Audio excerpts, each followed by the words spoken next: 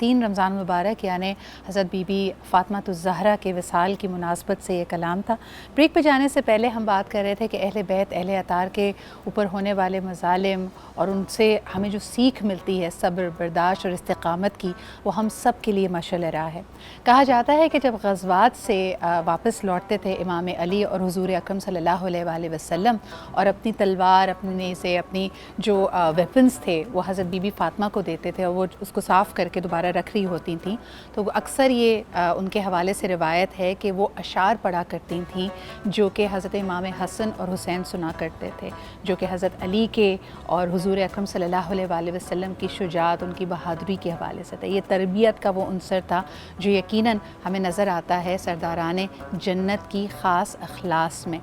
زہیر بھائی، اس کے حوالے سے پوچھنا چاہیں گے کہ آج کل کی مائیں جب اپنے بچوں کو دور حاضر کے مختلف فتنوں میں ان کی تربیت کر رہی ہوں تو ہمیں کیا سبق ملتا ہے حضرت بی بی فاطمہ سے؟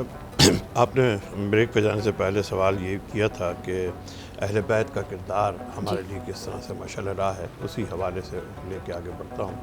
لیکن اس سے پہلے کہ آپ یہ سوچیں سب سے پہلے کہ اہل بیت کا مقام اور عظمت کو پہلے تصور میں لائیں۔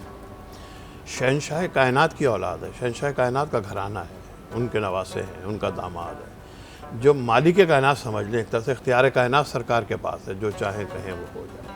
یہاں ایک چھوٹے سے منسٹر کی اولاد ہوتی ہے تو وہ اپنے اختیارات کو کس طرح استعمال کرتی ہے۔ اس مالک کائنات کی بیٹی ہیں سیدہ،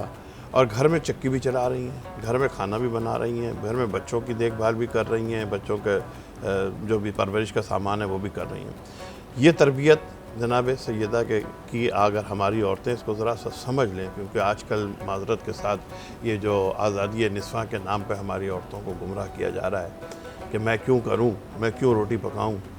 ایئر ہوسٹس بن کے تو میں خدمت کر سکتی ہوں غیر مردوں کی، لیکن گھر میں اپنے شوہر کی یا اپنے باپ کی یا سسر کی یا اپنے بچوں کی نہیں کروں گی۔ یہ کانسیپٹ جو ڈالا جا رہا ہے ذہن میں، کیونکہ تربیت کا، نسل کی تربیت، نسل کے بننے کا، نسل کی تعمیر کا یہ سارا نثار عورت کے اوپر ہے۔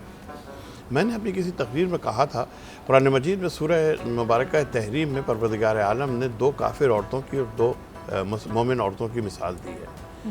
نوح کی بیوی کی اور لوط کی بیوی کی، اور آسیہ زوجہ فرعون کی اور مریم کی۔ تو سوال یہ تھا کہ ان 4 کی کیوں، حوا کی کیوں مثال نہیں دی، ہاجرہ کی مثال کیوں نہیں دی، جس پہ پورا حج ڈیپینڈ کرتا ہے۔ صحیح۔ اصل میں پروردگار بتانا یہ چاہتا تھا کہ عورت اگر نبی کی صحبت میں بھی رہے اور بگڑنا چاہے تو بگڑ جاتی ہے، جیسے نوح کی بیوی ہو چاہے لوط کی بیوی ہو، اتنے بڑے انبیاء کی بیوی ہے، بگڑنا چاہے بگڑ۔ لیکن اگر عورت بننا چاہے تو خدائی کے دعوے دار فرعون کی بیوی بھی ہو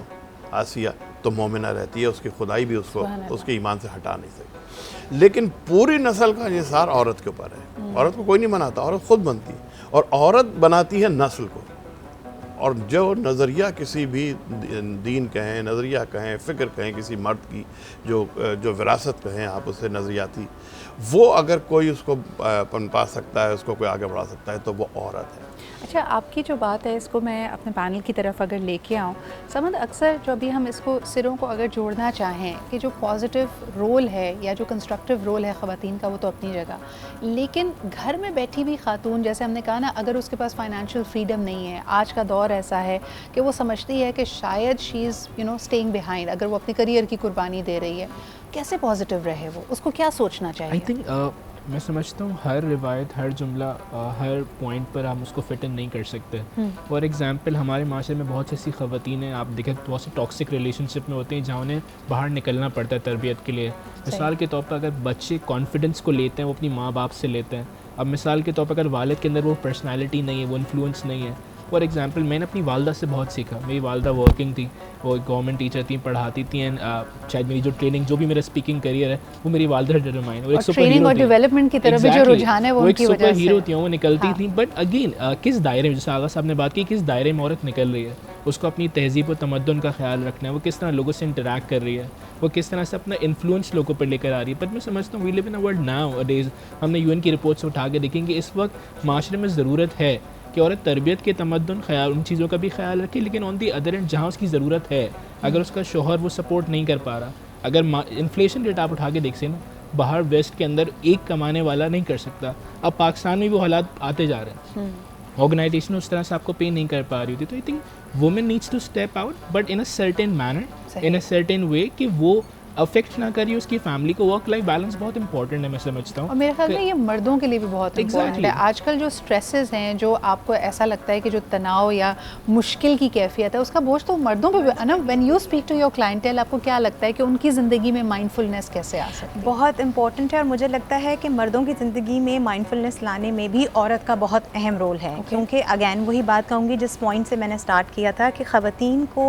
ना सिर्फ शऊरी तौर पर अपने आप को बेहतर करने की ज़रूरत है, जैसे समद ने भी कहा कि हर दौर के साथ औरत को कहीं ना कहीं अपने आप को अपग्रेड करना ज़रूरी है, ये उसके ऊपर लाजिम है। और साथ ही साथ तालीम के हवाले से भी ख़वातीन को बहुत ज़रूरी, देखिए जब हम इल्म हासिल करते हैं और जब हम पढ़ाई लिखाई करते हैं, जब हम किसी भी, या अगर आप चलें आपके प्रेमिस, जैसे आपने बड़ा अच्छा सवाल किया था, मैं इस पर थोड़ा सा ऐड करूँगी। बहुत सारी ख़वातीनें ऐसी सिद्रा जो पढ़ना तो चाहती हैं लेकिन उनके पास शायद वो वसाइल नहीं हैं, शायद उनके ऊपर बहुत सारी पाबंदियाँ हैं। तो आप देखिए कि आपके पास क्या ऐसा हुनर है जिसको आप अपने आप को स्किलफुल बना सकती हैं, आप अपनी स्किल्स को बेहतर कर सकती हैं, आदमी के लिए भी और औरत के लिए भी, मुआशरे में अपने आप को बेहतर बनाने के लिए और स्ट्रेस को कम करने के लिए ज़रूरी है कि दोनों अपने आप को शऊरी तौर पर अपग्रेड करते हैं। अच्छा, इस बात को एक मुझे ब्रेक की तरफ जाना है, लेकिन आमिर भाई से एक मुख्तसर सा और बहुत ही दिलचस्प सवाल आया है। आम तौर पे हम किसी इम्तिहान में होते हैं या मुश्किल वक्त से गुजर रहे होते हैं, हम अपनी वालदा से, अपनी बहन से या घर में जो भी बुज़ुर्ग खातून है उससे ज़रूर रिक्वेस्ट करते हैं कि वो दुआ करें। आमिर भाई, आम तौर पे हम अपने घर के बुज़ुर्गों से, जो मर्द बुज़ुर्ग हैं, अपने वालिद साहब हैं, उनसे इतनी दिलजोई के साथ क्यों नहीं कहते दुआ करने का? और कहा तो जाता है कि वालिद की जो दुआ है अपनी बेटी के लिए वो कभी रद्द नहीं होती, तो क्या वजह है कि हम उनसे दुआ की रिक्वेस्ट नहीं करते उस तरह से? बिस्मिल्लाहिर्रहमानिर्रहीम। मुझे नहीं ख्याल कि ऐसा हमारे माशरे में होता हो, लेकिन वालिद का और जो किरदार है अपने बच्चे की तरबियत में वो बहुत ज़्यादा नुमायाँ है। और लेकिन कुदरती तौर पर एक नफ्सियात भी इस बात की तरफ इशारा करती है कि बेटियों का रुझान जो है वो बाप की तरफ ज़्यादा होता है, और बाप भी बेटियों के लिए ज़्यादा अपनी शफ़क़त का मुज़ाहरा करते हैं, और बेटे जो हैं वो माँ की तरफ ज़्यादा झुकाव रखते हैं। तो ये कुछ